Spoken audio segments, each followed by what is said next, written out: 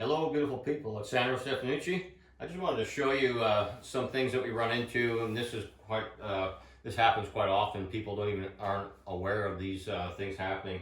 This is the old cast iron drainage pipe that we pulled out of this laundry area here, and as you see, all we wanted to do is actually just change this P-trap that was on here and just make it better than it was, because there was nothing really done well here with this in the cast iron. At some point they changed it to the ABS, so we wanted to do that, and then we started digging around here to find out what's going on, and realizing that this is all rotted in the pipe here. So we had to chase this pipe back. As you can see, we got new 2-inch ABS in here.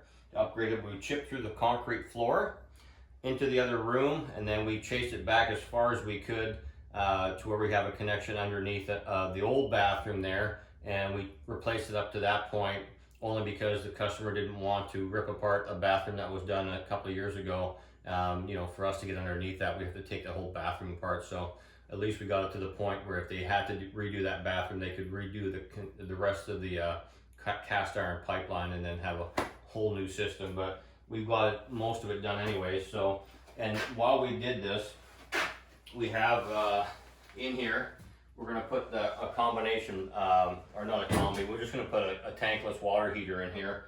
And there was never a drain in this furnace room. There was never a drain, so they used a condensate pump to pump into the drainage system here. So we put a drain system here, and we put a check valve in here. So with the washer and dryer being on this side of the room, or the other side of this room, the water and the soap suds come through there. Also from the kitchen upstairs, there's a possibility that the floor drain would have the suds coming back up again. So we put this check valve, one-way check valve in here to stop the soap suds from coming back up again.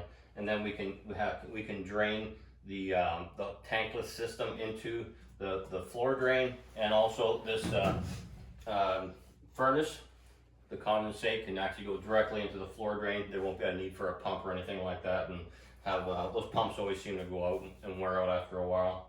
So we're just going to fill this back in and then pour concrete. There you go.